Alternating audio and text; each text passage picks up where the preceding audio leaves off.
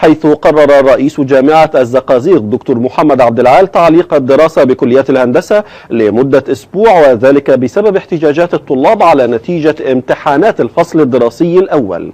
وكان طلاب محتجون على نتيجة الامتحانات قد أغلقوا مبنى رئاسة الجامعة ومنعوا عمداء الكليات من دخول اجتماع مجلس جامعة الزقازيق.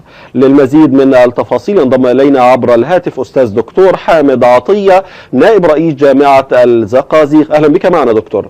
اهلا بك.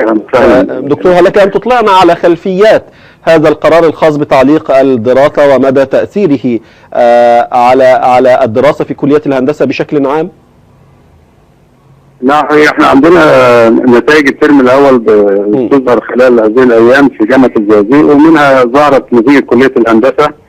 طبعا النتيجة اللي هي الترم بيكون نتيجة مؤقتة ما بيحصلش فيها اي درجات رأفة الا في الترم الثاني. فبعض الطلاب اعترضوا على النتيجة ودخلوا للعميد الكلية وحاول يقعد معاهم ويحاورهم ويثبت لهم ان مفيش درجات رأفة بتتعمل في الترم الاول وفيها هتبقى في الترم الثاني بعد النتيجة. لكن هم اصروا على انه يرفع النتيجة ويغيرها، وده طبعا مخالف للتقاليد والقيم الجامعية، وان دي اصول عندنا يعني في جامعة الزقازيق منذ انشئت انه لا يجوز تغيير النتيجة بعد اعلانها.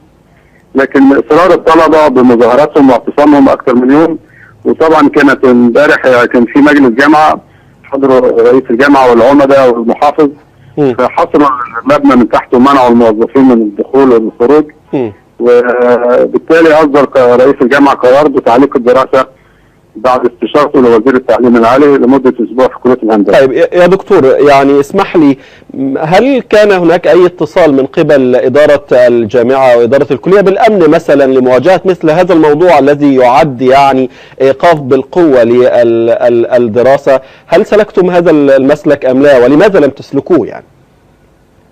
طبعا رئيس الجامعة اتصل بمديرية الأمن واتصل وبعث للمحامي العام، ولكن يعني ما حدش استجاب يعني لان انت عارف بعد ما الحرس الجامعي خرج من الجامعة ما بيدخلش تاني الجامعة تحت اي اتباعات يعني. طيب يعني الى متى سيتم ايقاف او تعليق العمل دكتور؟ وبالطبع سيكون لذلك تأثير على الدراسة داخل كلية الهندسة، كيف يعني ستتعاملون مع هذا الامر؟ لا، الجامعة من النهارده كنت في الجامعة في كل الكليات ماشية وإدارة الجامعة ما فيش أي مشاكل. لا، بتكلم على كلية الهندسة يا دكتور. كلية الهندسة فقط أغلقت لمدة أسبوع، التعليق محدد بمدة أسبوع، بحيث إن في بعض الطلاب المشاغبين هيتم محاسبتهم وتحويلهم لمجلس تأديب بعد إثبات التهم عليهم وتصوير الفيديو اللي تم خلال الفترة دي. لكن أخيرا يا دكتور، لا يوجد أي مشروعية لمطالب الطلاب الذين اعترضوا على نتائج امتحانات الترم الأول؟ طبعا هو غير قانونية، والموضوع ده حصل السنة اللي فاتت وبرضه ما تمش استجابة لطلباتهم، وبعدين دي فئة قليلة يعني من الطلاب المشاغبين، واتضح النهارده وانا بحقق الموضوع ان في بعض الطلاب قالوا ان هم واخدين فلوس ليعملوا المشاكل دي. وانتم تأكدتم من ذلك يا دكتور؟ يعني جاري التحقيق في الموضوع ده.